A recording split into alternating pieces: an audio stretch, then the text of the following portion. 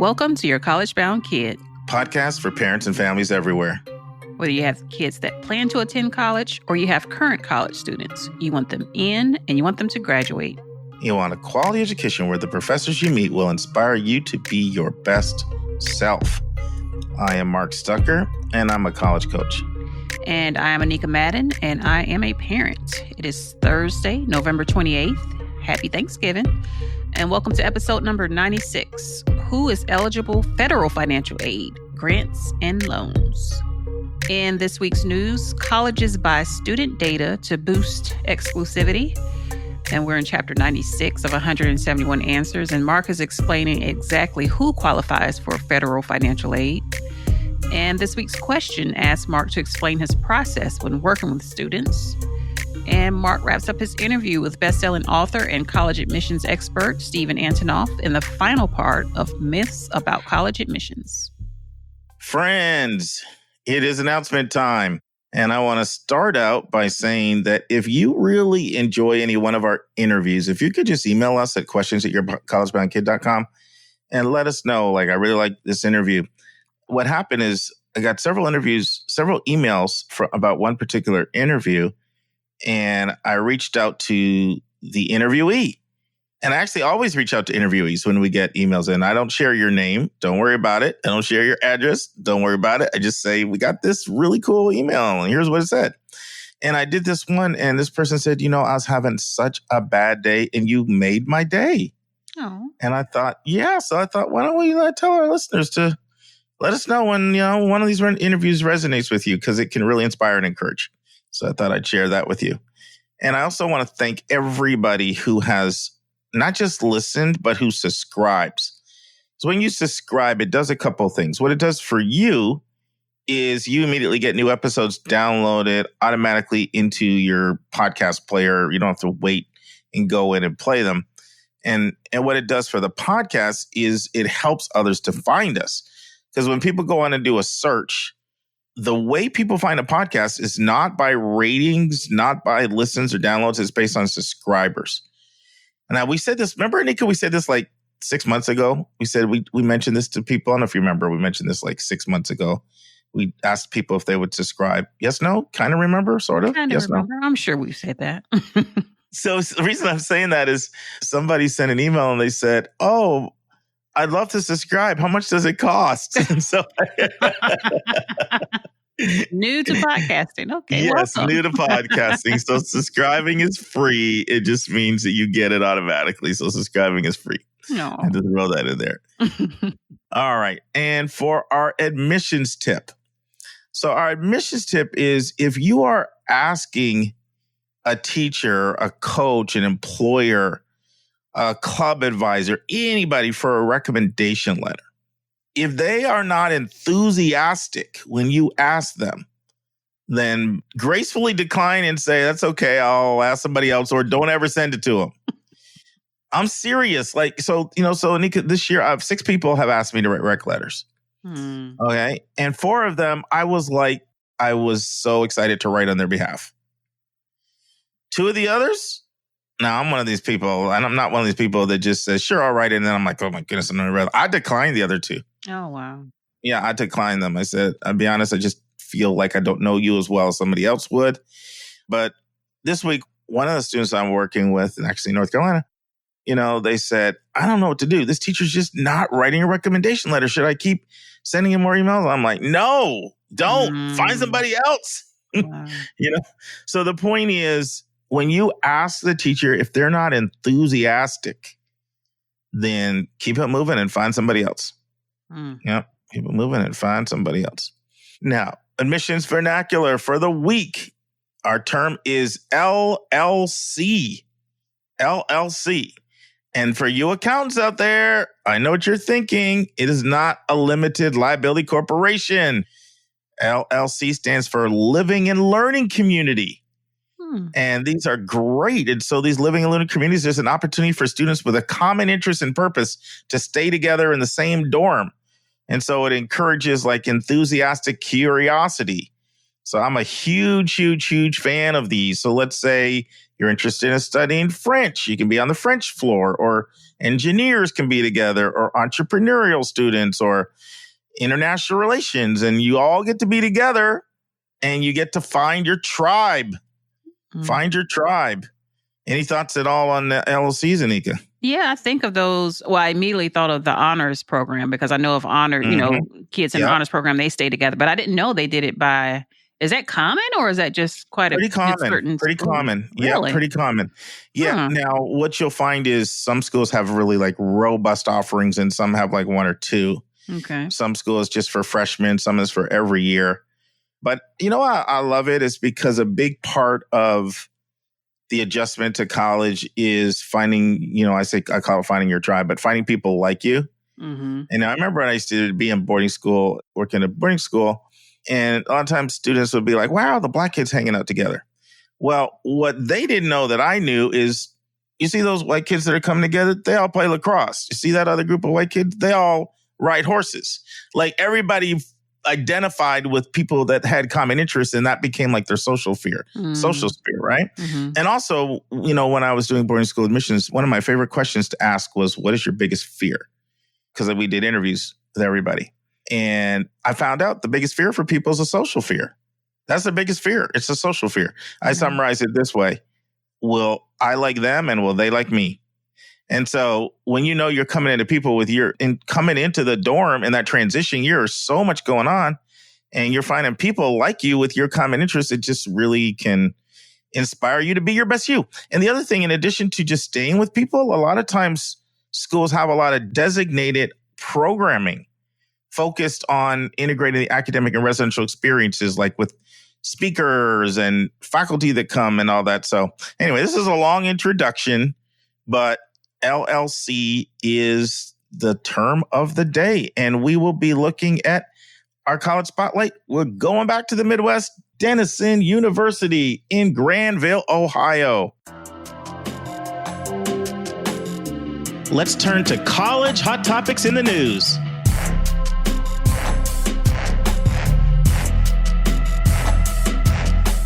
All right, Mark, this week's article, I think we're going into kind of like a part 2 conversation, right? Yes. From last week? Yes. But the title of this article is For Sale, SAT Takers Names, Colleges Buy Student Data and Boost Exclusivity. So just a couple quick things, and Mark, I'm going to let you just dive all into this. But and it's Douglas Belkin of the Wall Street Journal. Yeah, Douglas Belkin, Wall Street Journal. Mm-hmm. So the College Board, and I feel like you said this before, but it was still shocking. They said they recorded $100 million in revenue back in 2017, just a couple years ago, using the SAT to sell student test taker information. And so, the quick summary is that the accusation is that these schools are buying these names of students who don't even have a chance of getting in, simply to increase their number of applicants that will in turn lower their acceptance rates, which in turn makes them look more exclusive. So, they go on to say that, 1,900 schools are buying a combination among, 2 million to 2.5 million names. It's just crazy. But, this is a fairly recent article, too. So is there even more heightened concern around this selling of student data? They even mentioned how, some states are going on to bar to make it illegal to sell student information. But what's even more extensive now, Mark? What's going on? Well, there are a number of things. Let me take a step back, because as you said, this is part 2. So this was the bonus section last time, was student search, right? And I said we'll do a part 1 and a part 2, because got to give a shout out, first of all, to a number of people sent this article into us. And that's a real sign that an article is kind of resonating out there. We get a number of people that send it in. So we had a number of people send that article into us. And I said, you know what, let's take this up as a part 2. And I just want to say a little bit more about a couple of things. Well, first of all, Doug Belkin and Melissa Korn of the Wall Street Journal, I think they do as good a job as anybody at writing about hot topics in the news. And they really do. They really have their pulse on what's going on in college admissions. And I've interacted with him via email. Great guy. I've actually had conversations with him about coming on the podcast. So that'd be interesting to awesome. Interview a writer, an educational writer for somebody like the Wall Street Journal or the New York Times, So, and I hold them in high regard. So, when somebody's building somebody up like this, they're about to bring the kaboom down, Bring the kaboom. Yeah. So having said that, I disagreed with the majority of things in this article. I thought this was a pretty one-sided article, and I really want to unpack it and go into a lot of the nuance on it, because there's some points in here that, that I think they're really important, but there are also some things that I felt that were really misleading. And so, I thought that might surprise you, because it probably didn't seem too controversial. Right. But I really want to get into that. But before I do, let's say a little bit more about search. So student search started in 1972, actually. And 15 times a year, the College Board does what's known as a data download. Then you think 15 times, how does that happen? Well, you think about the various times people are taking the SAT, and you throw in the PSAT, which is that's the biggest purchase licensing that people make, is after the January PSAT comes out. That's huge because they get access to all the junior sophomores. Then you have APs, you have subject tests. Boils down to there's 15 different times throughout the year. And I said something last time, and I know she picked up my language. It's 100% my fault. I referred to, and I keep doing this in my mind, referring to it as buying names, Anika. I just want to be technical. It's actually licensing names, not buying names. Okay. It's actually licensed. It's licensing more than sell, because the student names, they can be used by the school for a certain period of time only, and then it expires. And they do have to agree to certain conditions and not conditions. So technically it's considered licensing. Now, when student search began in 1972, this is another interesting fact. It was done by the school counselors at the high school. They're the ones who said, I just would like my students to know about more schools than the people that come by and visit us. So it was actually initiated by high school counselors who reached out. And that's just interesting history, knowing a little bit about it. So question for you before I dive in. Any idea at all what you think I might disagree with in here? Extra curious. No, I don't. Okay. Quite a few things, actually. So the first thing that I want to say is, so this is actually, I'll read a little bit of a quote from the article. So it says, the recruiting pitches didn't help Miss Johnson, but they did benefit the university that sent them. Now, in the context, this Miss Johnson is someone they featured coming right out of the gate. And they said she received student search pieces by Vanderbilt, Stanford, Northwestern, and University of Chicago. And then it goes on to say that she did not get admitted to any of those schools. And then it says, so student search basically ended up helping the college, but how did it help Miss Johnson? Follow me? But there's other research that shows that a lot of people do find schools because of search. And there's research that shows that a higher percentage of people actually apply to a college if they receive the mail. There's also research that indicates that the colleges target and prioritize. We talked about this last week. They prioritize people that they find hard to attract, which are oftentimes underrepresented students of color, rural kids, and kids from other demographics that are difficult to attract. That's oftentimes who gets the most mail or gets their most expensive mailings. So you could make a case that search does help the access issue, and it does help people become aware of schools. So it's not only that. And there's a quote actually in here from Douglas Christensen, who's the dean of admission at Vanderbilt University. And he basically says, we can't travel everywhere. And we talked about this last week. So I think that that's an overstatement. So that's the first thing. I don't agree that search only helps the colleges and it doesn't help, the students that are receiving the mail. So that's the first thing. Another thing is, and this is kind of important as well, one of the points it makes is, well, the Stanfords and the Vanderbilts and the Northwesterns and the University of Chicago, they're going to be full anyway. So do they really need to send a lot of mail to students? But, I'm going to try a corny illustration. And you go, well, I haven't done a corny illustration in a while. When did I last do a corny illustration? Yeah. I haven't. Okay. I haven't. You can bust me up like you always do. So let's say you're like a marathon runner, like you used to be when you were in Atlanta. Never marathon, by the way. Well, go ahead. 5K, I digress. something like that. Okay. Flat belly over there. Whatever. Anyway, and let's say, you are like running really good times. But nobody wants to really just rest on their laurels and say, I'm doing well enough, so I'm not going to continue to get better. Nobody does that. Like if you're running say you're doing like a 3-hour marathon, like you want to get down to 2:55. You just do. And colleges are the same way.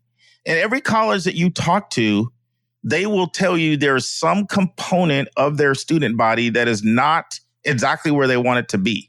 That's part of their commitment to excellence. I'll give you a couple examples. Maybe that'll make a little bit more sense. This summer, I met with Rick Shaw, VP of Enrollment at Stanford. Okay, specifically about search. In fact, what happened was I attended a presentation he did on search. And then I talked to him afterward. And he said that Stanford was in danger of getting a reputation of just being a computer science school, an engineering school, and a business school. And that was all their survey, all their indications is when people thought of Stanford, they thought of computer science, engineering, and business entrepreneurship. And they're great in all of that. But they said, we're also great in the social sciences and humanities. But they were not seeing those applicants, or that perception was not there. So they single-handedly used search to use that feature where people said what major they were interested in. And that's what they made their institutional priority, to build up their humanities and build their social sciences up. And over the course of a few years, they got those departments as strong with applicants as the other ones because of search.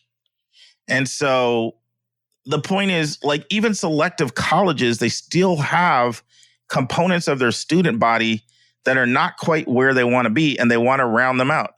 Does that make any sense, Anika? Yeah, it does. Because the article is basically saying, why would a selective college still send people a bunch of mail? They already have enough applicants. So what's the reason for doing that? That's why I tried that little illustration that fell flat on his face about the runner. It did. I know it did. It just didn't work, did I? I already could tell it didn't work. And I'm not even asking you to grade me on this one, because I know that's good. That's a big time F. But I was trying to get at somebody who's doing a good job is still not satisfied. If you're like driven to excellence, you want to take it to the next level. Mm-hmm. That's what I was trying to communicate. Okay. But I'm a little rusty over here on my illustrations. Other examples besides Stanford. So Monmouth is a school in Illinois. I attended a student search presentation they did. And, they're a local regional school. Okay. Over 90% of their applicants were coming from Illinois. Well, Illinois is a shrinking state. It is. It's a state experiencing major outmigration of population. So they are struggling, because if you're used to only attracting locals and then the local population shrinks, you're in trouble. So Monmouth used search to reach out to markets outside of Illinois. They targeted Houston, where they had some real connections there, and surrounding states just outside of Illinois. And they've gone from being over 90% Illinois to being around 78 to 80% Illinois.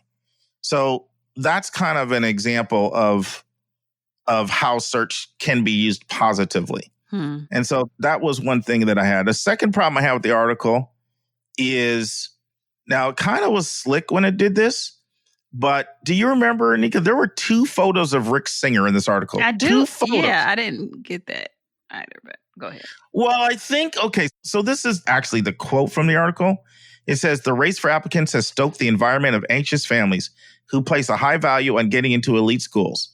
An increasingly competitive atmosphere helped set the stage for the admissions cheating scandal unveiled in March. At the center was Counselor William Singer, blah, blah, blah. Okay. And then it has a couple pictures of him. Mm-hmm. And I felt like that gave the implication that search is shady.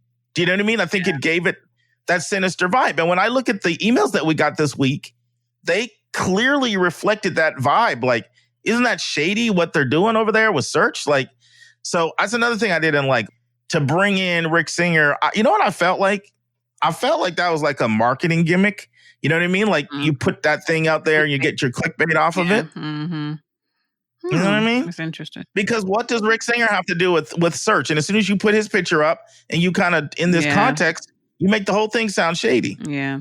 So do you think it would be, because it also mentions the amount of money, which is mind-blowing, that the College Board makes off of this, like millions and millions and millions of dollars.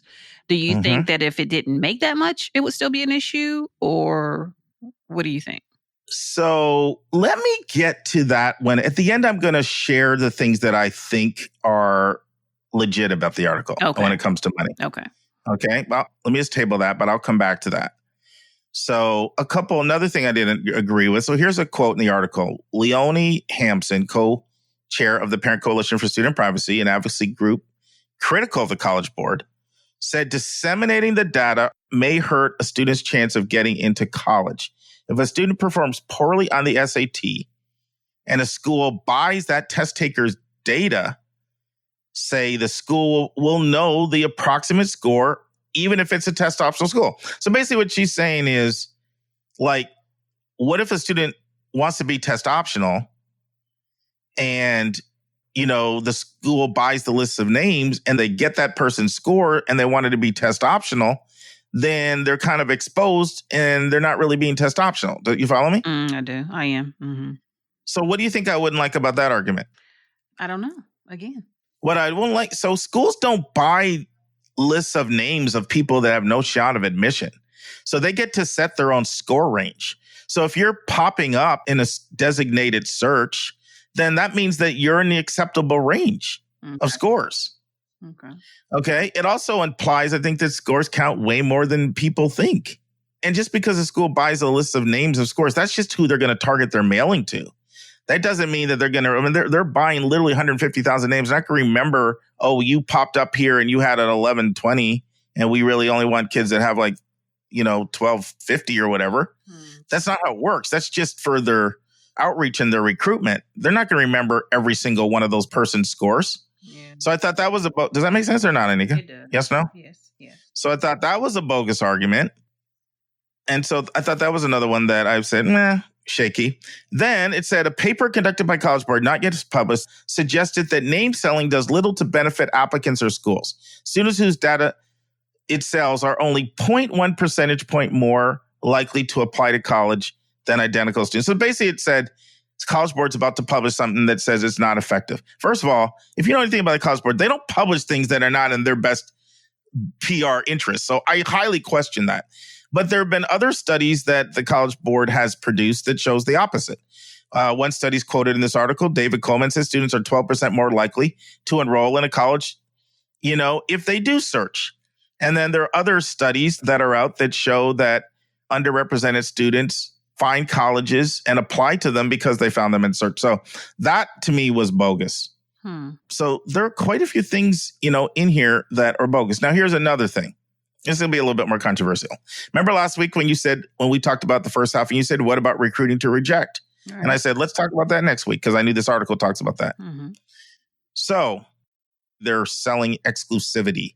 But this is what I would argue, that families judge colleges by rankings, test scores, and acceptance rates. Those are the big three metrics that families use. And the fourth is, are people in my circle heard of the school and do they think it's good?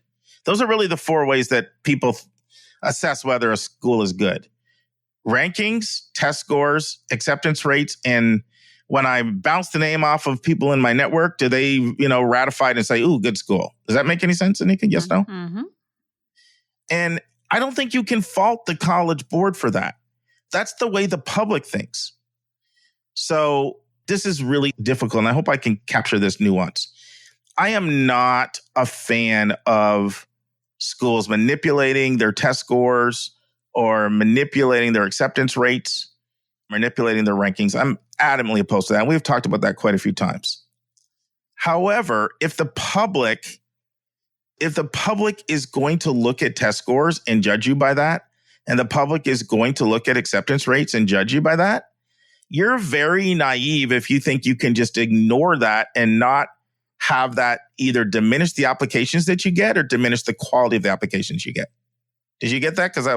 I think so. What do you think I said there? Because that's important. I want to make sure that this nuance is captured. Well, honestly, Mark, I'm rethinking this article, and I feel like I got to put my critical thinking cap back on and read this again, and then refer back to last week, because I literally do feel like it's like, wait a minute, what am I really supporting here right now? Because you got me twisted up a little bit. Yeah, so the point I was making is it's wrong to recruit to increase your selectivity. Mm-hmm. You're right. And I know that happens. We've talked about it a lot, and this article talks about that. I don't want to sit here and say that I like that, but I also want to say that as long as the public is going to judge you by your test scores and your acceptance rates, and also whether they've heard of you or not. So search helps get your name out there and your rankings. If that's what the public is doing, if you unilaterally disarm and just say, I'm just going to ignore all of those things, you will do that at your own peril. The flaw is in the thinking of the public, not in the fact that the College Board is in any way, shape, or form contributing to that. Mm-hmm. I don't know if you're getting this or not. I am, I think. You are? Okay. I mean, as much as I need to, I'm sure. Okay. But I guess my point is that I keep in my mind thinking about the part of the article that says that these students are getting all this information, getting all these emails and mailing, whatever from these schools that don't have a chance of getting in. And so that in itself is saying, okay, well, maybe they do have a chance of getting in because they've, just like you said, the way they've set their filters to say, okay, we want kids, we want these women from this area of the United States with this test score. So there is some kind of, I guess, parameters that are set when the kids are being targeted.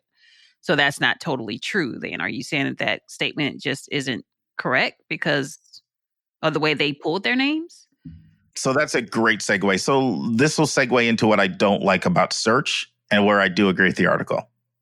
So let me first answer your question, and then I will do a little bit deeper dive. So yes, so schools don't willy-nilly just throw money away for nothing, right? We talked about that last week. Like, they go through great lengths to pick a set of criteria of people who possibly may qualify. But remember, they still have not seen teacher recommendations. They still have not seen a transcript. Even if a student puts a GPA, they still haven't seen a transcript to look at what courses you actually took and your grade trends. They don't have all that, okay? They haven't been able to see your writing, and all they know about your extracurriculars are what you might have listed there, if they even paid to use that criteria in their search. Right. So, yeah, you have a shot because it's intentional that you're getting it. But I wish that they would do this. I wish that they would have to put two things into their materials. One is, let's say 10% of students that applied to a school that they, received mail from got admitted. I wish they had to put that on right on the mailer.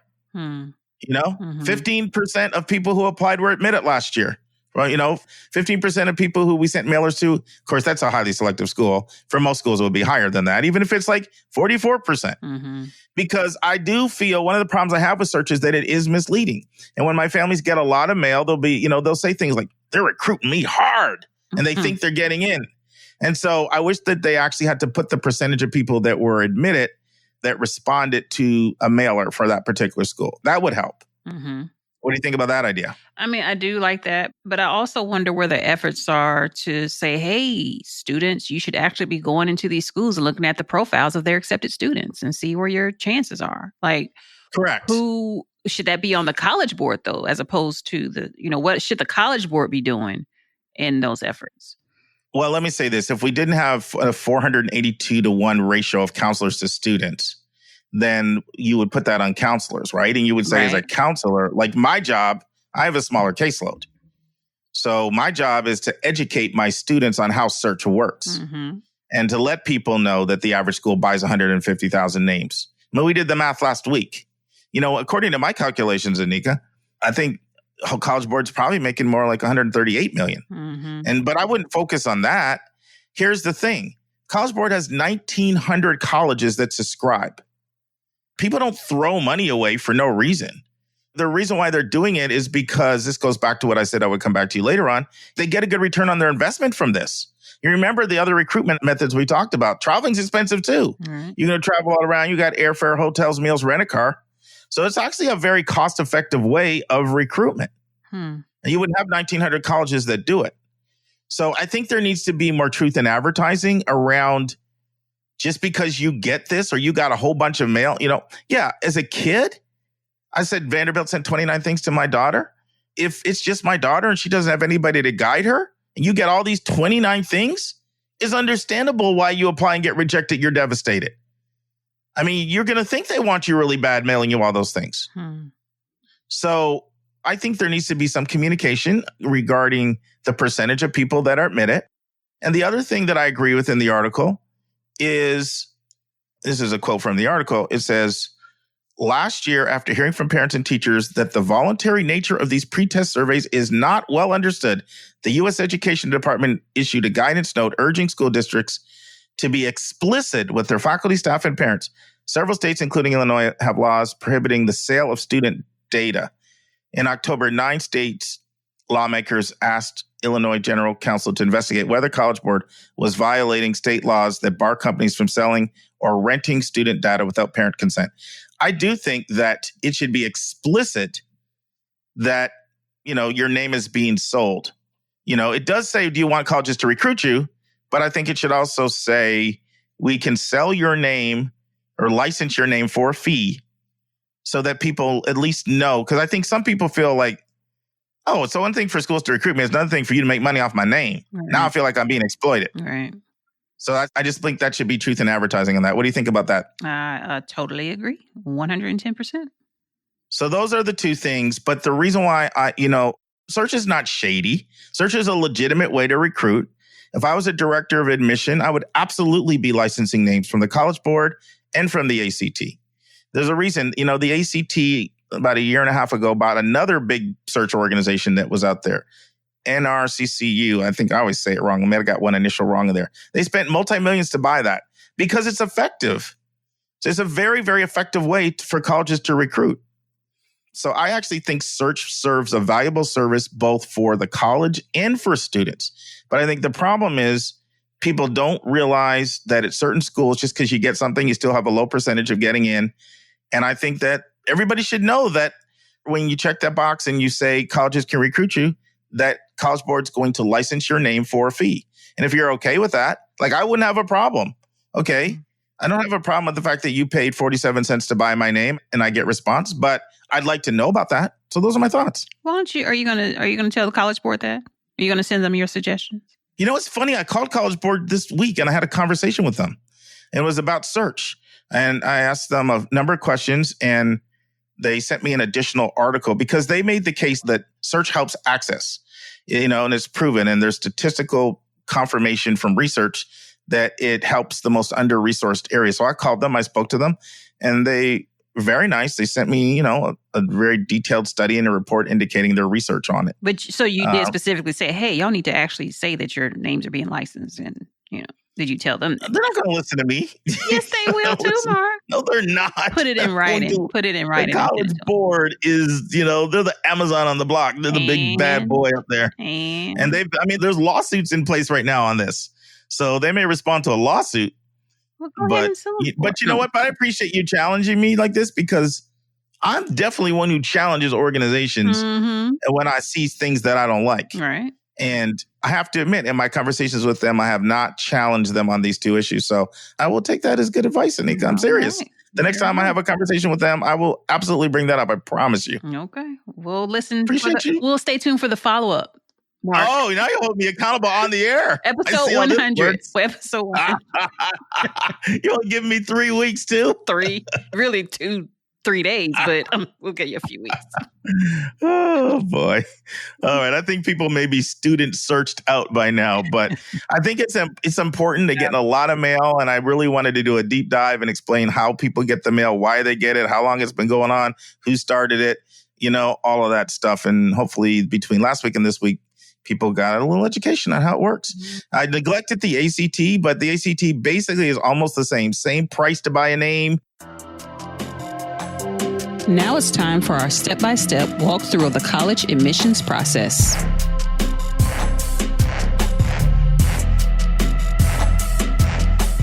Okay, friends, we are in the 96th chapter of a book I wrote called 171 Answers to the Most Asked College Admissions Questions.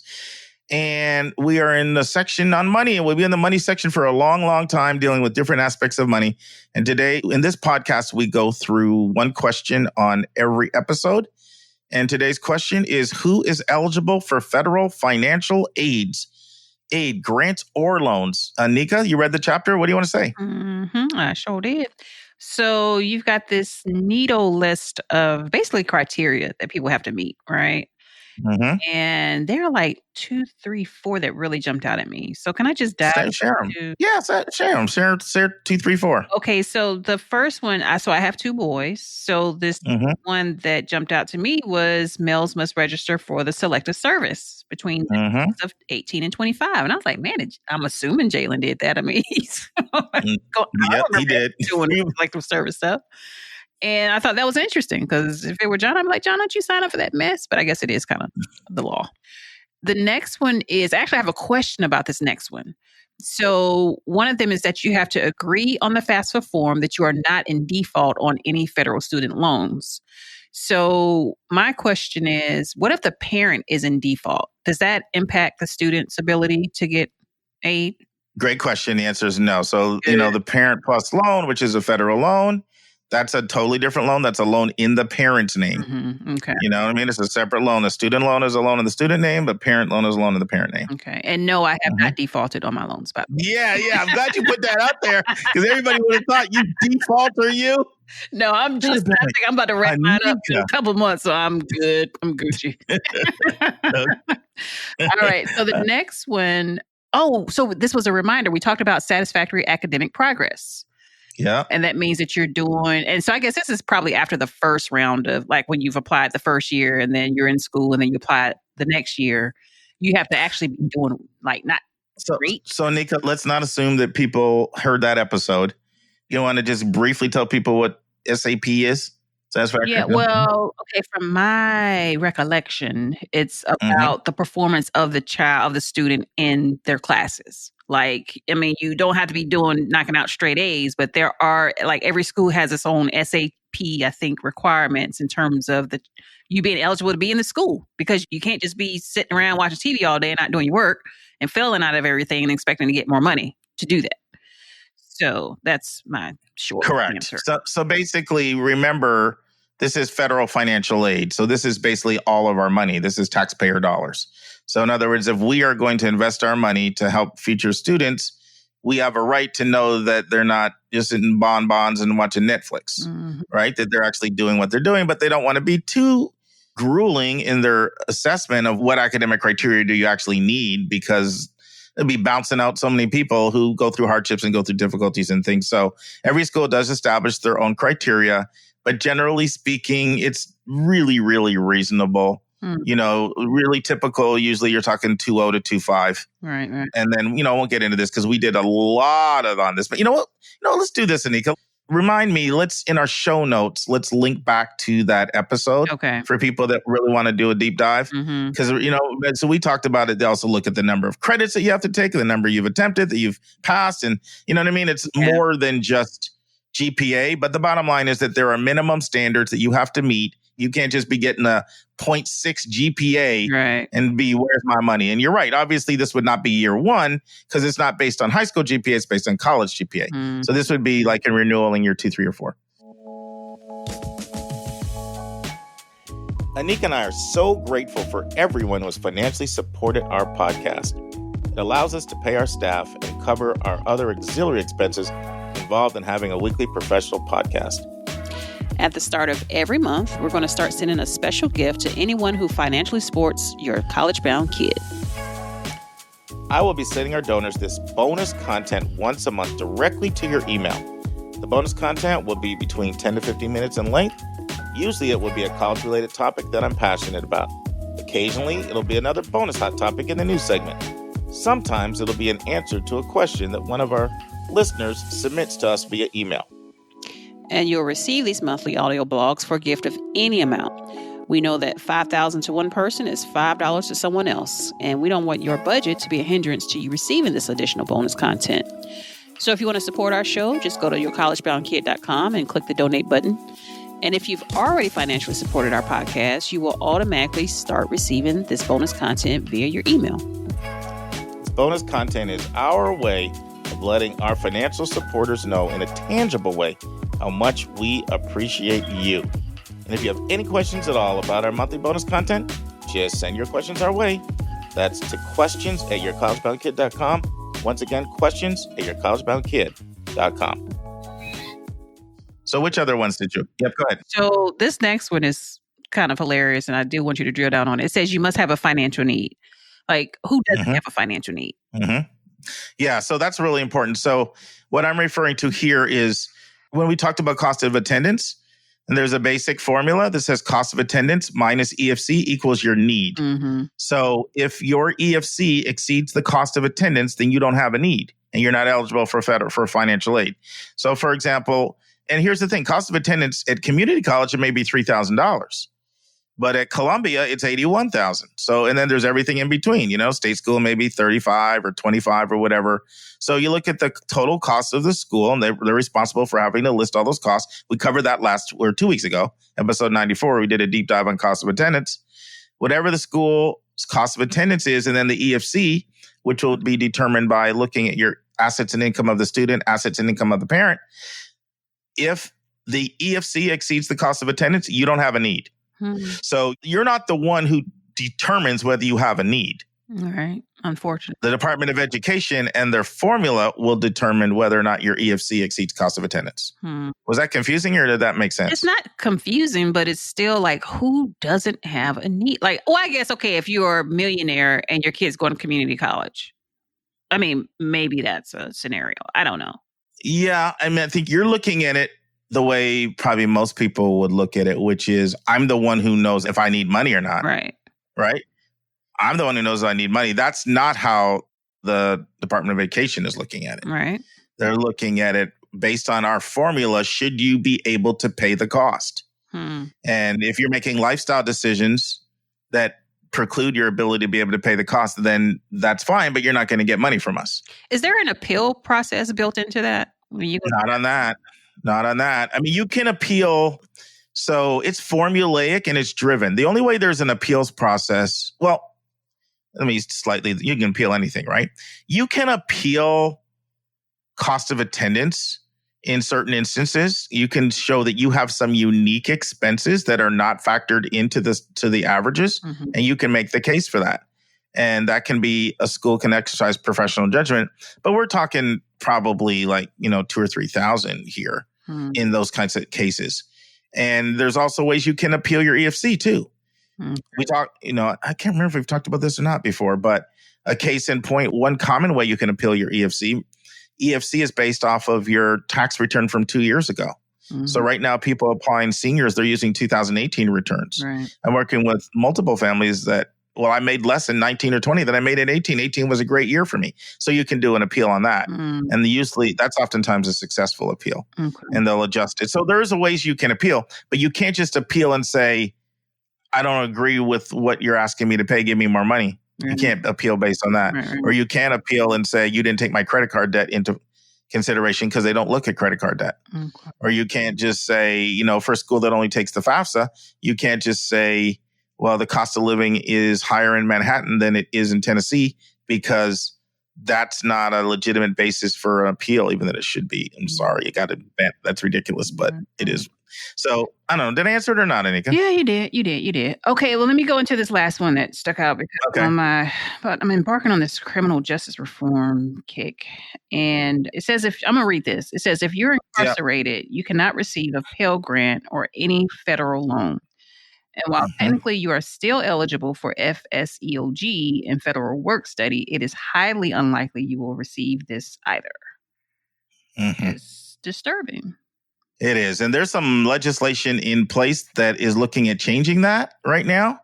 But this all came back to that tough on crime politicians and someone try to be tougher than somebody else. And we'll borrow your financial aid and we'll do this and lock them out and throw out the key. Like that was all done by, politicians at the time, and it passed through Congress. There is a lot of pushback on this right now. And the movement is in the direction of saying, wait a minute. Like, do we really not believe at all in giving people a second chance? Like even when they're out and they serve their time, Right. So yeah, I think it's ridiculous that someone who served their time and it can't receive a Pell Grant anymore because of something that happened in the past. That's ridiculous. But that'll make the laws. That's right. Okay, so those are my biggies right there. You want to go ahead and give a few of yours? I think, you kind of hit on a lot of the really big ones here, and I don't want to spend a whole lot of time, but I do want to mention a couple things because we went rather long on the student search section today.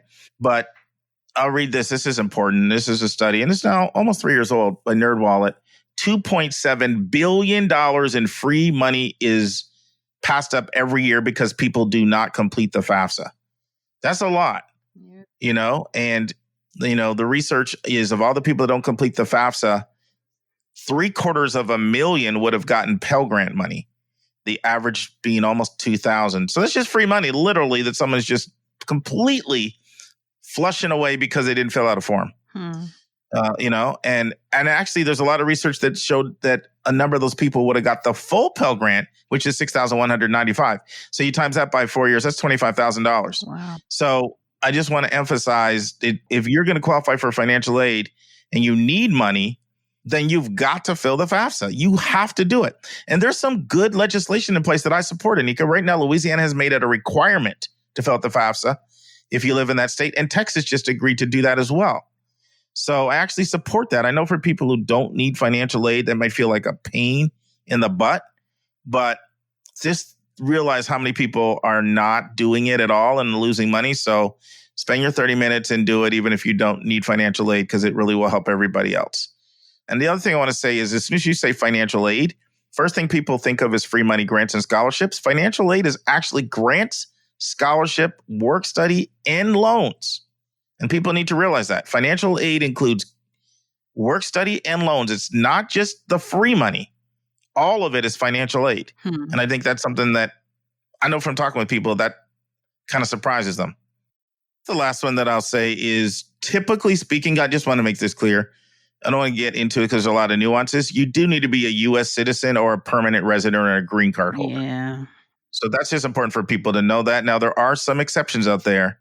There's like a refugee exception. There's different asylums where you can be granted. And there's, I don't want to get into all the exceptions because there's really technical and all kinds of things. There's like a battered immigrant qualified alien status. There's a number of technical exclusions beyond that. But for the most part, you need to be a U.S. citizen or a permanent resident. Okay. I think we talked that one up, Anika. I mean, we're not going to hit everything in the chapter. All right. But we just hit on some of the highlights. I think we're good. It's time for a question from one of our listeners.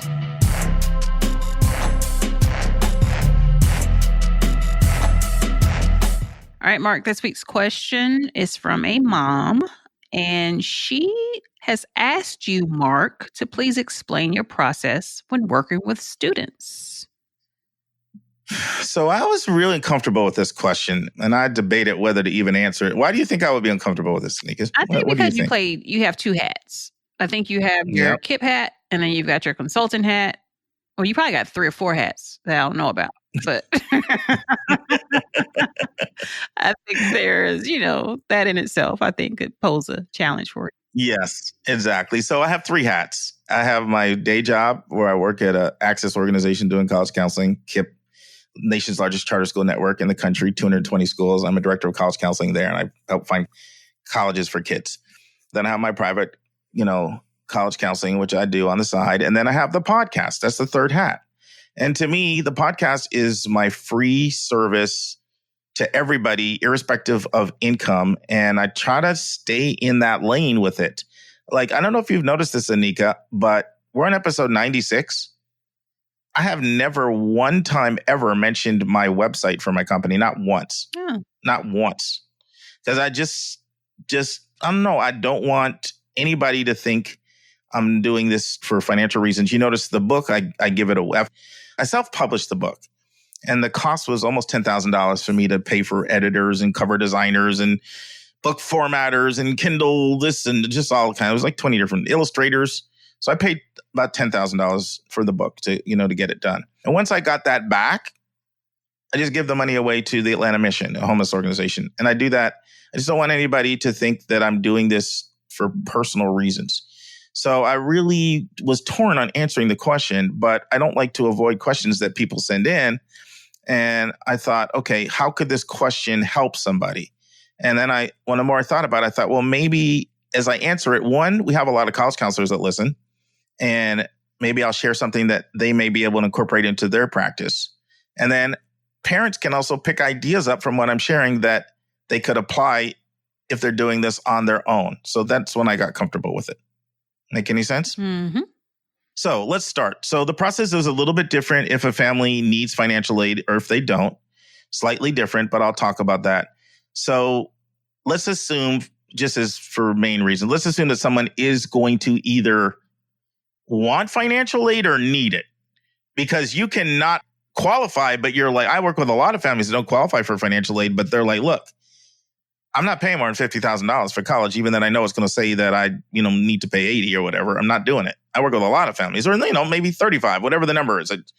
And so let's assume that the family here, we're going to talk about in this instance, they either need money or they're not willing to pay the amount that the school is going to ask them to pay. Okay. So one of the first things I do is I do some assessment on career interests and majors. So I take people through a battery of 3, sometimes 4 tests that I have them take. And I look at all of that to assess, okay, what majors and what careers does it look like you are on pace for? And once we have that identified, then, I'm not going to go into too much detail in this part because it would take a long time. I do a series of 2 or 3 other steps to confirm that they are on the right career or that they're going to select the right major for their interests. Because, that's a big problem to go all the way through college and then get out in the work world and then you don't like what you do. Mm-hmm. And I don't want that to happen. Or if I'm going to be helping you in the college process, I want to make sure that we are going to pick schools that are good at what you're interested in. Now, sometimes people come to me and they're like, look, I know I want to be a pediatrician. I know I want to be an immunologist. I know I want to be a neuroscientist. I get that all the time. And so in those cases, I'll ask them, okay, do you want me to do some assessment work to see if what your interest is lines up with your aptitudes? Because some of the tests I work with look at aptitude. Some of them look at interests. And so that's the first thing is just let's do some assessment to see what career lines up well for you. And let's also look at what college majors may make sense for you. Understanding people are going to likely change their college major, but hopefully if we at least get it in the right area, like for example, I just did this with somebody literally this week. And this is someone who said, I love helping people. We took them through a series of tests and it turns out that it's either in the education field or in the healthcare field. That's what's for her. And so now we're honing in on which one, but we're in the right city. We may not be in the right zip code yet, right? So that's the first thing. That's 5 to 10% of what I do. 30% at least is helping people to build the right college list. Now, I take great pains at this. This is really important because my view is if you get the list wrong, it's like trying to get a job and you interview with the wrong 6 companies. Like you're dead on arrival before you even start. So the way I do that is I ask for a whole bunch of information that I have to gather. First of all, I have a survey, and my survey is not going to be short, Anika, because you just know me, right? So I have a survey, and it has 111 questions in the survey. It's 81 for the student, and it's 30 for the parents. And now some of them are easy, right? Like, what is your name? What is your preferred name? What is your email? What is your cell phone number? What is the name of your school? What year are you in school? What's your gender? Like there's some that are super easy, but there are a lot that are not easy either. And what I'm doing is I'm looking at these 32 areas that I've learned over time make a difference as to what type of environment a student will thrive in. And I ask questions in different ways to get answers to that. So at the end of this, I have a really, really clear picture from the survey, what the student and the parent are looking for in the college experience. So let me ask you, what are some things that you think would be covered by that? Like just basic topics that would be important to a family. Dorm life or campus life. I'm thinking about Janaea now. About her, she loves school, like she's school spirited. So she doesn't want a dull environment. Like she wants it to be popping. So that's one of the 32, And so those are the kinds of, you were going to mention another one? No, we could just stop there. Yeah. So I ask a series of questions that really let me know what kind of environment people are looking for. And then I have the parent answers because, a lot of the things in there are even like, I got to know the family dynamics. Like, is this mostly the parent's decision? Is it 50-50? Is it mostly the student's decision? All that kind of stuff. Distance from home, costs, all that stuff. There's so many different things, but all that stuff is covered in there. So now I know what you want. And I tell people, I know the schools and I know this process, but I don't know you. I can't do this without knowing you. So please be like, the more you divulge, the better. Some students bang the survey out in 20 minutes. Some of them take an hour. Parents, it takes typically like 15 minutes. So it's a big document. Then I tweak it a little bit every year. So that's critical. Then I have to study their records, because just because I know what you want, I don't know what you're eligible for. So I'm going to ask to send a transcript, official, unofficial is fine, screenshots of test scores. By the way, I learned that the hard way. I used to say, what's your test score? Just thinking I could just trust anybody. 1,500. Yeah. And then I go build a whole list and I come back and I'm like, what's this? Oh, I guess I was wrong. Yeah. Everything went down like a deck of cards. So screenshot your this is those things you learn over time. Send me a screenshot of your test scores. Send me unofficial transcripts. Send me a writing sample. Send me Now, some schools, like a place like Janaea Boarding School, you don't have the teacher comments built into the feedback. Mm-hmm. So if it's a school like that, you can just send me over your reports because they have teacher comments built in. If not, I've designed my own rec form that I use. That is a one-pager, so it's really easy for a student to give to a teacher. They fill it out. It's confidential. I don't let the students know. Sometimes students are like trying to like get at me like, what did they say? Like, what did they say? I'm like, it's confidential. I'm not telling you. So I have my own rec form because I need to kind of hear what the teacher thinks of the student. I need the school profile. And if the family can't get this, I have ways of getting it myself.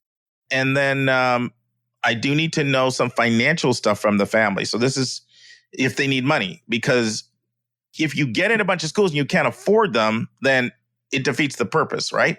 So I need to know sort of like the way I like to ask it, if a school absolutely blew you away, what's the most you would be willing and able to afford? What would you consider? And then so I just need to kind of know that number. And so I know what I'm working with. And that's a tough one for people, and it may take, sometimes it takes a while to kind of going back to get that down. So anyway, now we have all of that information. Then I'm going to come back with a list of schools. And the list of schools is going to be pretty long. It's probably going to be about 20 initially. There's no right or wrong number, though. It depends on a lot of factors. Like, is this someone that's doing a national search, or are they just looking locally? You know what I mean? It's a lot of things that are involved in what the size of that number is. But basically, I'm typically looking for 5 to 6 what I call challenge schools, 5 to 6 possible schools, 5 to 6 probable schools, and 5 to 6 what I call safety schools. Now, then I'm telling the student and the parent, look, you're going, not me. So I'm going to show them how to research schools. And I'm going to teach people, I'm going to introduce them to about 70 different sources of how to research schools. And I'm going to say, I just did this with someone. They're a junior, like, what do we need to do now? Blah, blah, blah. I said, I'll tell you the biggest thing we need to do now. We got to get this list down. So I went through this process. I came up with a list. I said, spend the next 2 months. I want you to put research time in. I want you to go through all the schools that I gave you. And I want you to put them in 3 buckets. What I call love it, like it, not feeling it. Or another way is, I definitely want to apply. I may want to apply. I don't want to apply. Okay, let's do that. And so that will trim the list down to the manageable number. So now we have the list. And then the rest of it is we're working on admission strategy. I can't get too detailed into that because it's just complex, but understand I'm working from the parameter that the factors that are going to make a difference in this process are things like your course rigor, your grades, your test scores, your extracurriculars, your teacher recommendations, your writing, your institutional priorities, your demonstrated interest, in your interview.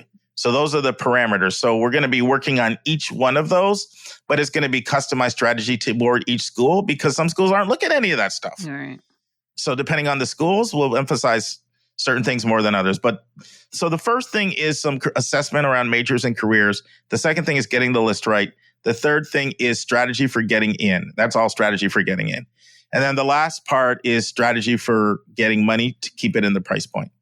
So that's in some cases, it's a need-based strategy. In some cases, it's a scholarship strategy. I just don't want to get too detailed because I could literally talk an hour just on a need-based strategy, just on a scholarship strategy, just on an institutional scholarship strategy, just on an outside scholarship strategy. But I want to just stop and see what questions you have. I think that's a basic overview. Yeah. So how long do you spend with the family?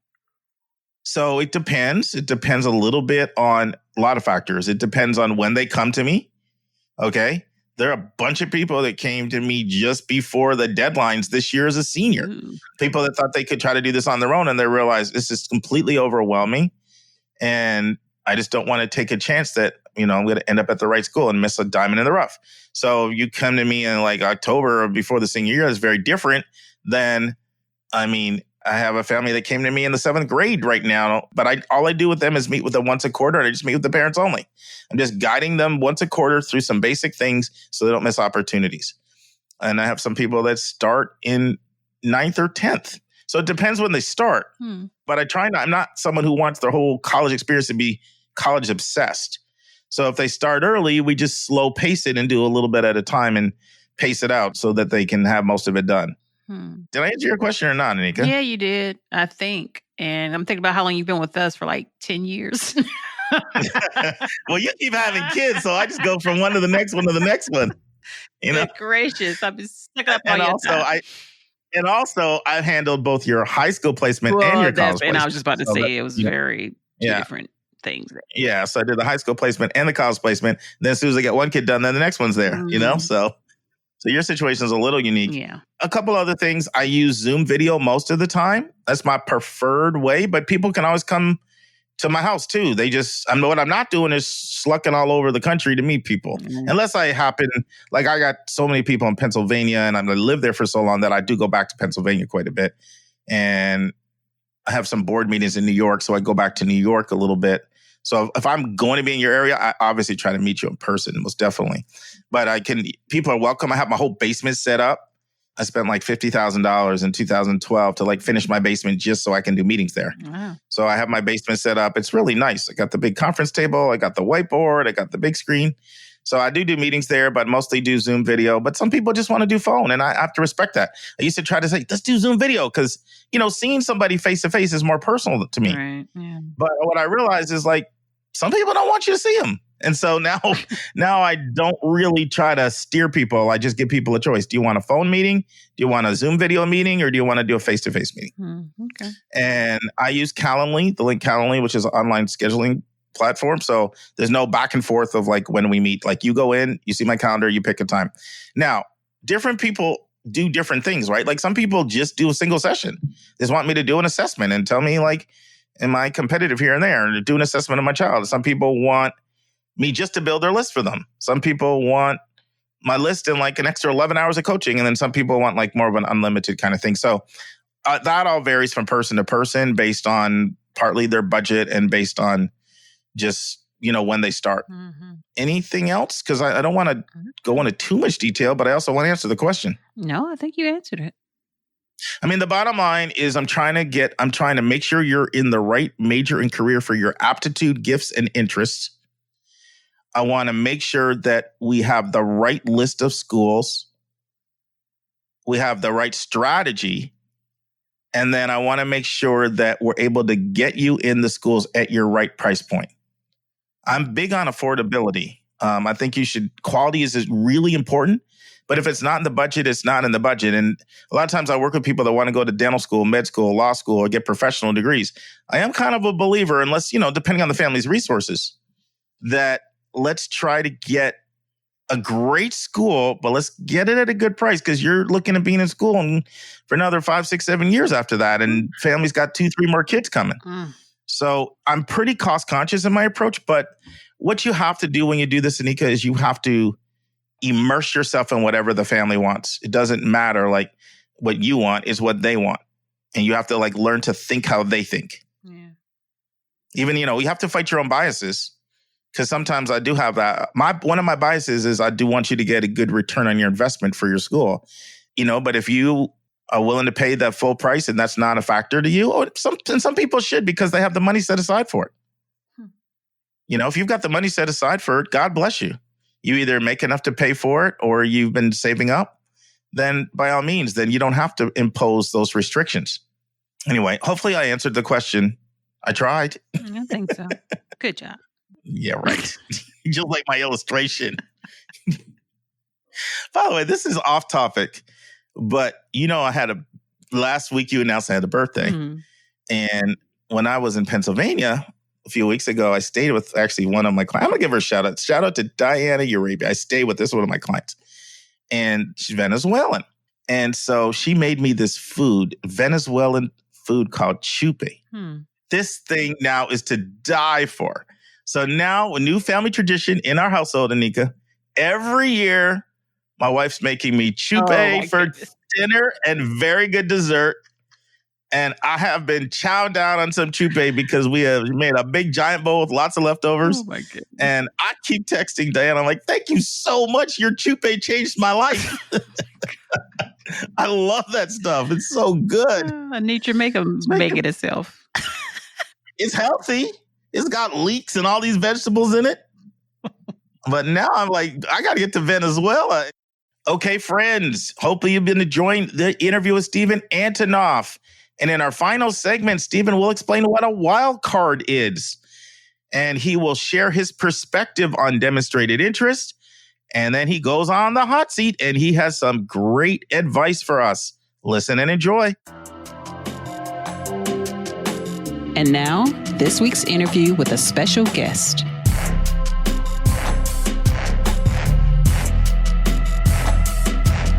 You know, Steven, I borrowed something from you that I've incorporated into my nomenclature when I'm working with students. And it's something I think you've recently started using, that is the term wild card for, yes. You know, so explain to our listeners what a wild card is. And it's right in line with what we've just been talking about. But I thought that was a great term, and I've started using it. I give you credit every time I do it.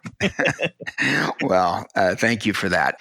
Yeah. So, you know, it's typical for counselors to talk about schools in oftentimes three categories: reach schools, that meaning schools that are more difficult to get into, and medium, called several things by different people, but sort of the list of schools where maybe there's a 50-50 chance of getting in, and then the backup list, which is the list of colleges that, according to the counselor, the student is apt to get into.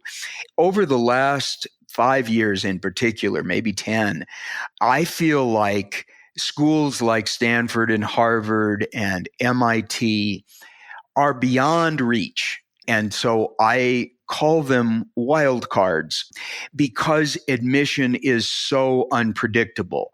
At those schools, the perfect GPA, the greatest SAT scores and so forth are a dime a dozen.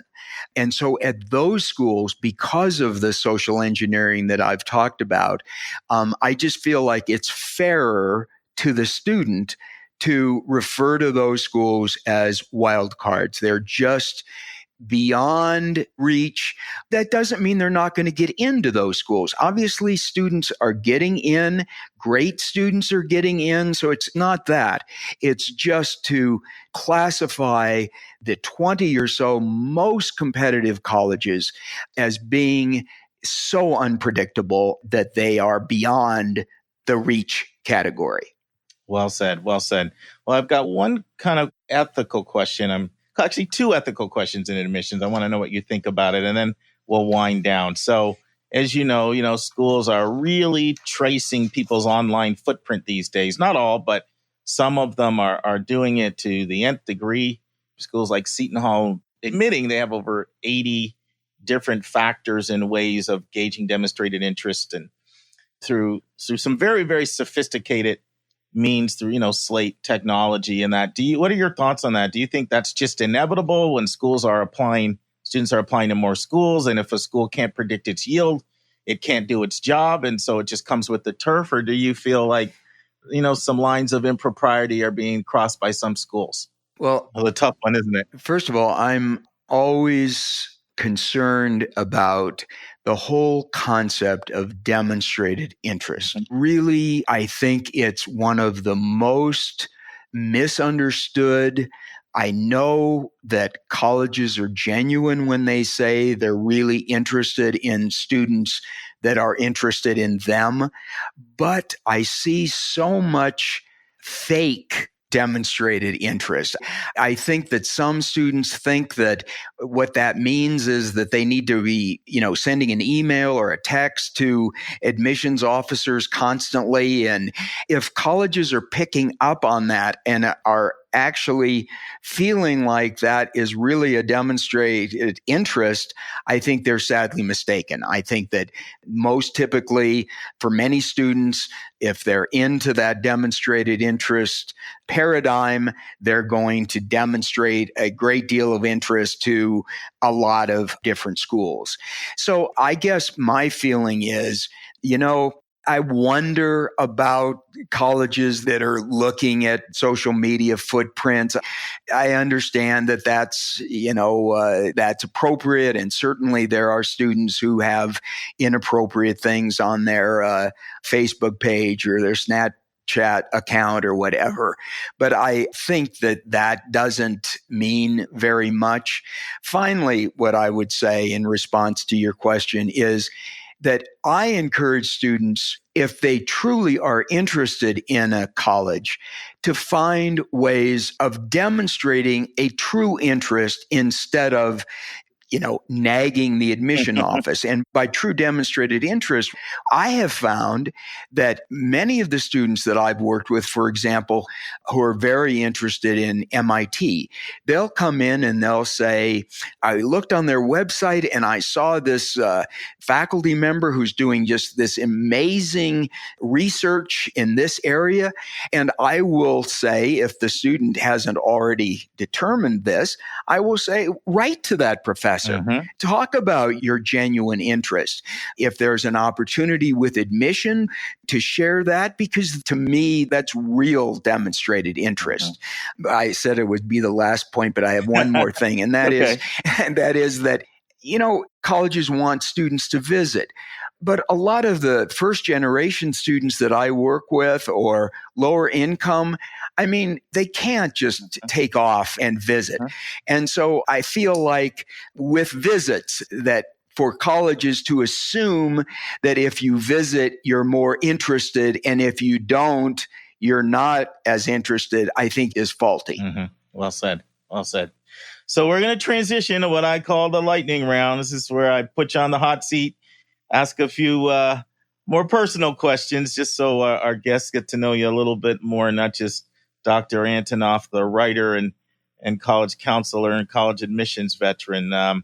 You ready? I think so. Depending on what I ask, right? Right. So let's start out with your hobbies. What hobbies do you have? I am a scuba diver. Ooh, I didn't know that.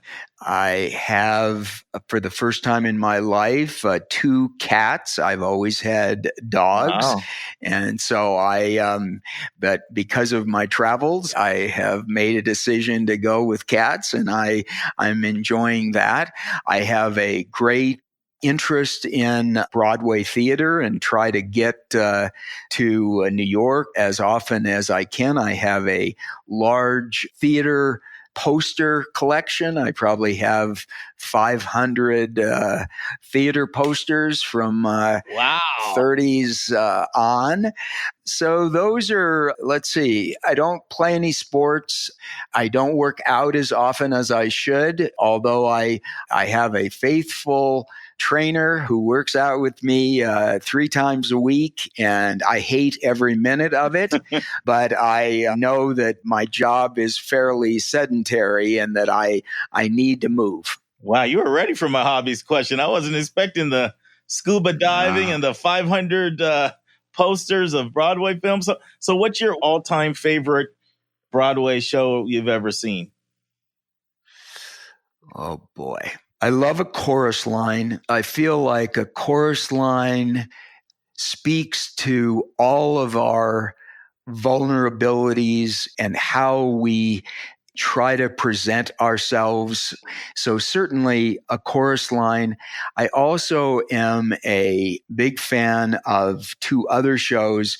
One is Pippin, which is an interesting musical comedy, which at its core is about how you never can have enough in life. That when you think that you've made it, there's still more to achieve.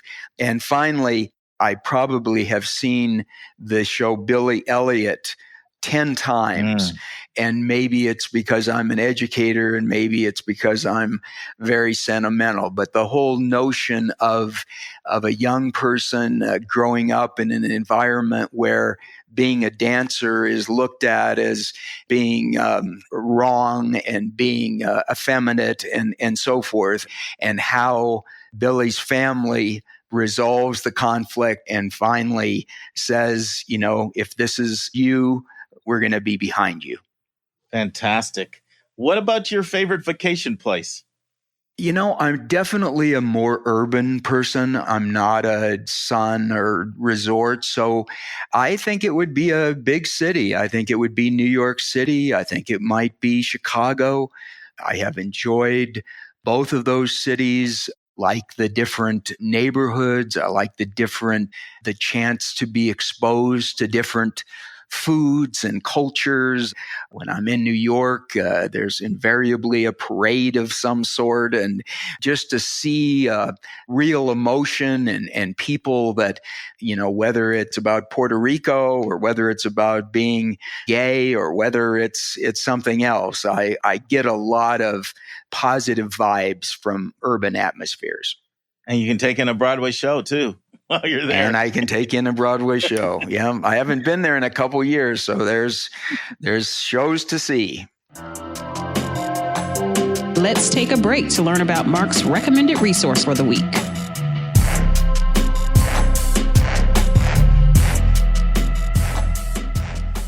Our recommended resource for week 96 is the Chronicle of Higher Education.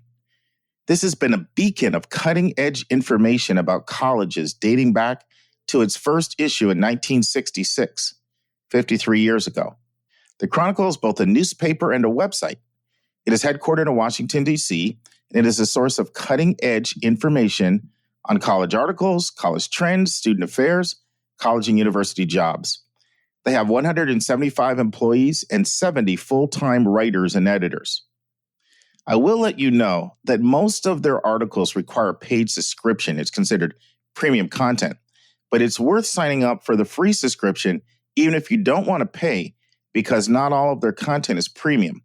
You can access the Chronicle of Higher Education at chronicle.com. We will now return to the final part of my interview with Dr. Steven Antonoff. So this will probably be a hard question for you because you're always learning. The best books you've read. The best books. I at least pluralized it because I knew it was going to be too hard to ask you for your favorite book. So maybe in the last 5 years, would that make it easier? Two come immediately to mind. Being Mortal by Gawande. Even, it's essentially about death, but it's much more about life. And Being Mortal is a book that I will go back to and read, and it enables me to appreciate the next day coming for me and to kind of get over if I think that I have a hard life or something like that. So Being Mortal would certainly be one.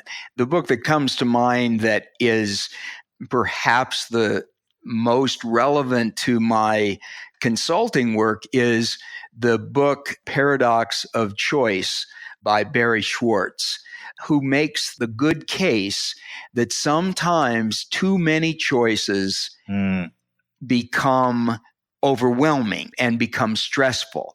And I need to remind myself of that when I'm working with a student, because after visiting so many places and being immersed in higher education, I want to give lots and lots of choices. And I have to be careful because there is a point at which too much choice is not a good thing. That's a great point. And what would be, I'm going to ask you two at the same time here, what would be your best advice to parents and your best advice to students? My best advice to parents would be let your student take charge of the process. Trust your student.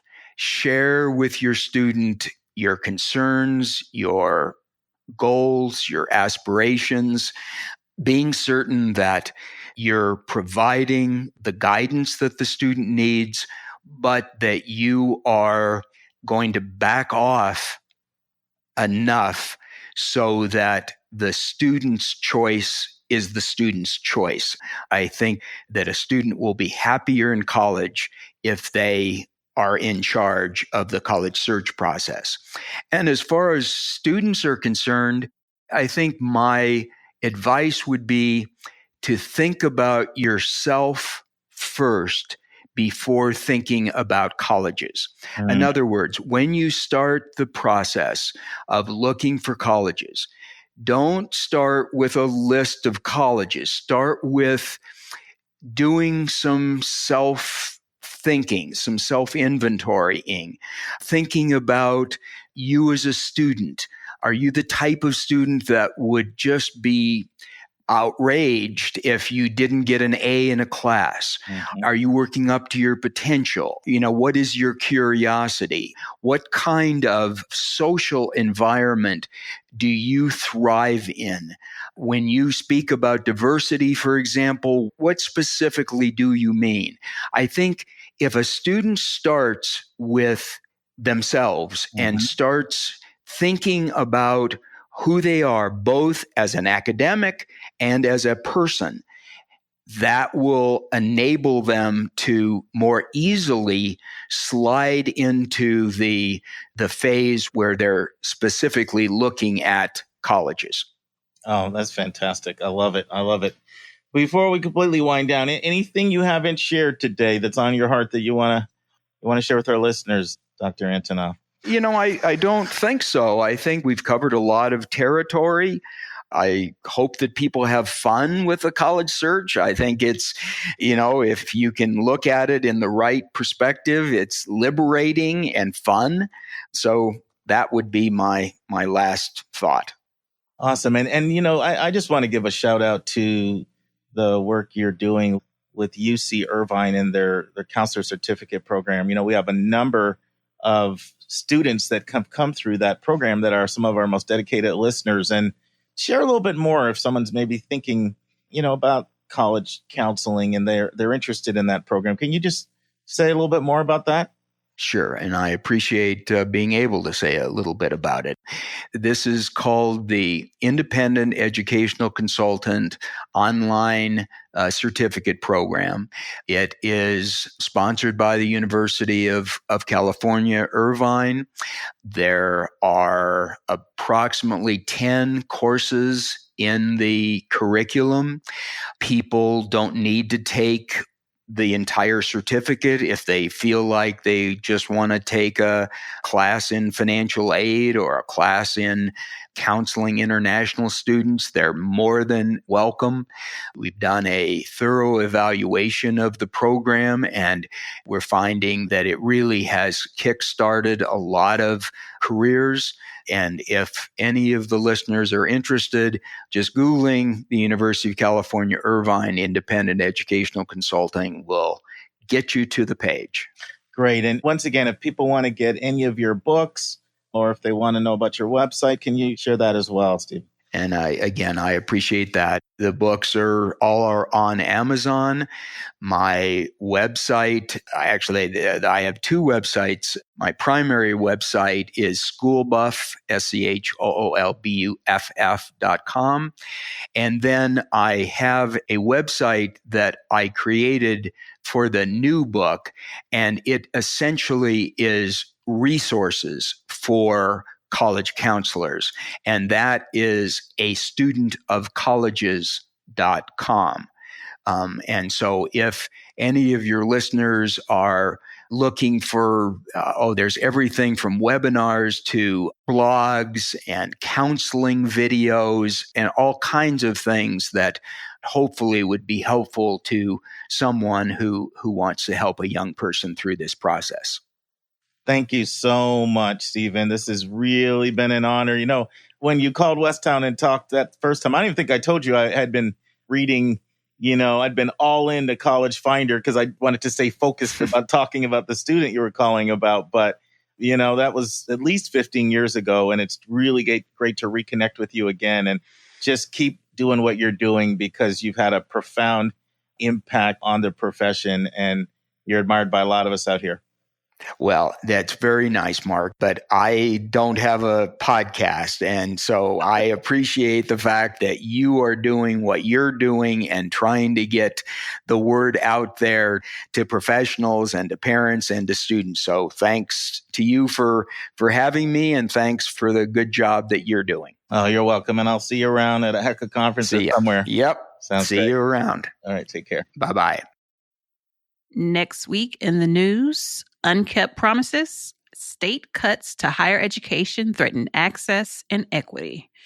And we'll be in chapter 97 of 171 answers, and we're explaining the expected family contribution, or EFC, and why it's so important. And next week's question asks if they should leave the question about race and ethnicity blank in their college application. And Mark kicks off his interview with Miss Emily Griffin. She's the director of the Loeb Center for Career Exploration and Planning at Amherst College. And they're talking about how you can evaluate and fully utilize a college's career center, part 1. And friends, you are not going to want to miss that interview. That is a really good interview. Not only does Emily talk about what you should do in college to tap into the career center, but she also talks about if you're currently in high school, how you can evaluate a career center and know whether or not a college has a good one. So that's my little tease to come back next week. But before we leave you today, I'm excited about this college spotlight. Denison, now I will tell you this. You know why I picked Denison? This is the power of the people. I'm trying to do this rotation around the country and cover different regions, right? Mm-hmm. And then we got an email that said, can you cover more Midwest colleges? And I was thinking, well, we've done quite a few in the Midwest. You know, I was thinking of all the schools that we've done, but I thought, you know what? You spoke out, you asked for it, you get what you asked. So that came from an email request from a listener. So we're in Denison. It is in Granville, Ohio, which is 30 miles east of Columbus. It is a liberal arts and sciences school. Now, Granville itself is a 5,500 person town. So on the smaller side of the town, it would be considered more of a remote location. Denison University has 2,300 students. It is located on 850 acres, and it is almost 180 years old. You can have a car for all 4 years on campus, though, and they only charge you $150 for all 4 years, which is really good for your car. And if you don't have a car, they have this really cool partnership with Enterprise Rent-A-Car, where Enterprise will come and give you a car, bring your car to you, and give you a car for a day. So they help you be mobile. One of the things I love about Denison, and Denison really is one of these underrated gems, by the way. I try to highlight some of these. It is a school, like David said, Anika, you have to live on campus all 4 years. Mm-hmm. Like Woodbury Forest, where Jalen went for boarding school. You have to, live on campus all 4 years. And the only exception is if you live within 10 miles of the school or you get married. So they have between a 98 to 99% live on campus rate. Now, why do you think I like that? Well, I remember the reasons why we liked it. And what were they? That was because, it builds a sense of community, and it kind of leaves out some of the outside forces that can kind of evade. It really, really builds a sense of community. And so it's not for everybody, because I know Joy is enjoying her little sweet apartment in Athens that she's at right now. And Kara's actually got an exemption. She was supposed to be at Davidson all 4 years, but they overbooked, like we talked about last week. They overbooked. When she went abroad junior year and they came back, like, we kind of don't have any dorm space for you. So she got an exception. But it really reinforces the community. So normally students stay in traditional dorms for the first 2 years, and they go to suite style and then apartment style usually as seniors. Now, this is a cool fact about Denison. The architect, Anika, that designed Central Park in New York is the same person that did their campus master plan, which is pretty cool. Okay. So gorgeous campus, tree line, green spaces, very distinct campus fields on a hilltop. So you have this nice panoramic view of the valley and the maples. And it's sort of, the architecture is that traditional red brick with the white columns that you get. So it kind of has a New England vibe. One of the exciting things going on in Denison right now is they have just opened their brand new Michael D. Eisner Performing Arts Studio. Now, this is resplendent 108,000 square. I'm struggling with that. You got 108,000 square foot auditorium and building for music, dance, theater. And if you recognize the name Michael Eisner, It is because he was the CEO of Disney for over 20 years. Wow. And he is a Denison alum. And so you can imagine if you're the CEO of Disney, you can write a pretty big check to get your name on a building like that. And Denison's got some money, so they've got some alums like that over the years. So music was a strength before, the arts was a strength before, but they kind of had outdated facilities. So they got a whole new makeover. More than 40% of students at Denison do take part in some aspect of the arts: music, theater, dance, cinema, art history, studio art, creative writing. Denison is part of what's known as the Ohio Six Schools. These are very academic, liberal arts and sciences school, and they include Wittenberg, which is in Springfield, Wooster, which is in Wooster, Ohio, Kenyon, which is in Gambler, Ohio, Ohio Wesleyan in Delaware, Denison, of course, in Granville, and Oberlin, which is in Oberlin, Ohio. So that's like their Ohio Six network that they're a part of. Very strong career center. You know, we talked about remember Nanika touched on how we have the facilities race and all these races going on. And right now we're starting to get into the career center race. And I'm loving it. And schools are really beefing up their career centers. Denison, no exception. Of course, we'll be talking about that next week. But they dropped a cool $50 million on their career center recently.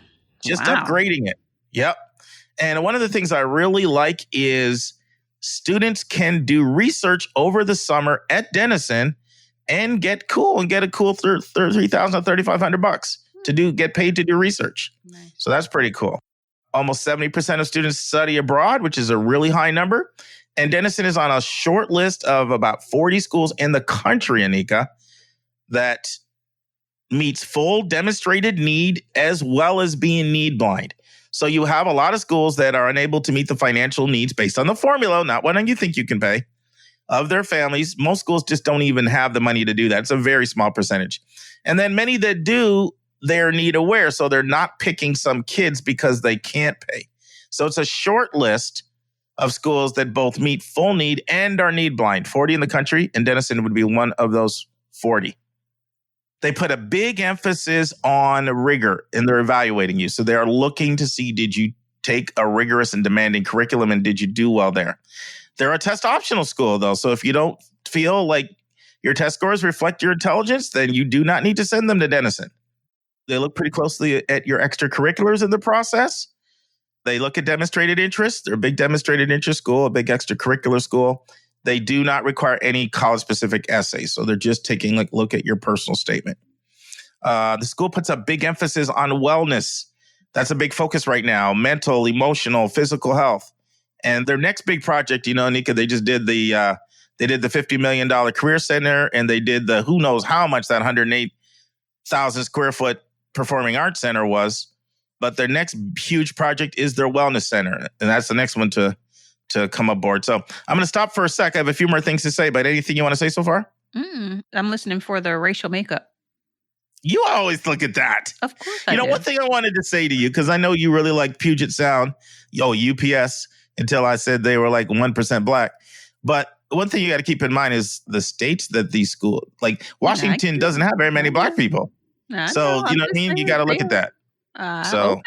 But I still want to know. Just so you guys know, Anika works at an HBCU, a historically black college and university. So she is on that number like white on rice. So continuing to move on. Oh, I already mentioned the paid research opportunity. By the way, 130 students get that. So that's a decent number for their student body, get to do that summer research. Another signature program is the Denison Seminars. And you get these small discussion-based classes, but you get 2 professors, not 1. So what they do is it's interdisciplinary, right? So you might have like a philosophy professor as well as a sociology professor. You might have a chemistry professor as well as an economics professor. So you get 2 professors, not 1. So you get like multidisciplinary, and they're taught in small groups. So that's one of their signature programs, are these 2 professor seminars. Another one of their signature programs is the Richard Lugar Center for American Politics and Public Service. And if the name Richard Lugar is familiar to you, he's another Denison alum, probably best known as from being a senator for Indiana, and he ran for president in 1996. The year you get, Clinton won that one, I think. So, yeah, Lugar is an interesting guy. He was valedictorian growing up in high school. He went to Denison, and he went off and became a Rhodes Scholar and went off to Oxford. Some of the strong programs, economics is exceptional, very well known for the strength of its economics program. Global finance, stellar, stupendous. Biology, another real strength of the school. And then music and all the arts. Really impressed with Nick. He was the representative that I met with, and this was his first presentation. And he's not new to college admissions. He just transferred over to Denison, but you would have never known it. He really represents them well. Mass communications and media studies, that's another real strong major for them. Environmental studies is a strong major, and they have this well-known class that's just called PPE. It's philosophy, politics, and economics. Combines all of them. The last two areas of strength would be computer science and math. So 2/3 of the classes have under 20 kids. And you wanted the racial makeup, so here you go. They are 71.7% white. They are 10.2% Hispanic or Latinx. And they're about the same number of international, 10% international. They are 7.3% Black or African American. They are 4.5% Asian, 3.8% multiracial. And so that's the breakdown there. And they have an $836 million endowment, which is, of course, you'd have to have a big endowment to be able to be need blind and meet full need like that. So they're getting very close to being in the $1 billion endowment club. As far as academic selectivity, their ACT ranges, this is once again the 25th to 75th percentile, would be a 27 to a 31, meaning 25% of kids have above a 31, but 25% have below a 27. And their SAT range is a 1200 to a 1410. Once again, 25% of kids would be below a 1200, 25% would be above a 1410. But remember, they are test optional. When test optional schools mean that a kid that's doing well in all aspects other than the test will not be submitting those scores. So these are the scores of those who submit tests. They have a 29% acceptance rate, so accepting about 3 out of 10. And their biggest overlap schools would be Oberlin and Worcester, but also they're very similar to Trinity in Connecticut, a Franklin and Marshall in Pennsylvania, Dickinson in Pennsylvania, a Colgate in New York, and even a Bates College in Maine. Those would be some of the similarities. So any thoughts at all on Denison, Anika? I think it sounds great. Yeah, it's one of these schools that if you would throw it in Massachusetts or Pennsylvania or Connecticut, it would be like killer hard to get in. Mm-hmm. And it sometimes gets overlooked because people have this bias toward the coast. And there are diamonds in the rough in the Midwest. And Denison is one of them. All right.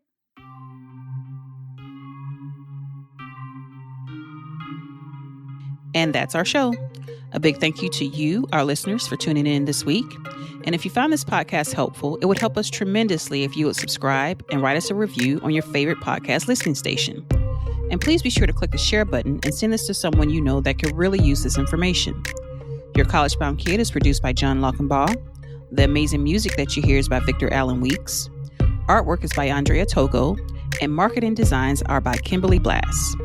If you want to get a copy of the book, 171 Answers to the Most Asked College Admissions Questions, you can go right to 171answers.com. And if you want to have a college coaching session with Mark, you can send him a text to area code 404-664-4340. And if you have a question or a few questions that you would like for us to answer on the show, please email us at questions@yourcollegeboundkid.com. That's questions with an S at yourcollegeboundkid.com. Every week, we'll take one question and include it in the episode. We don't like your questions. We love your questions, so send them our way. And by the way, check out our website, which is just simply yourcollegeboundkid.com. Again, we thank you for tuning in, and we look forward to meeting with you again next week.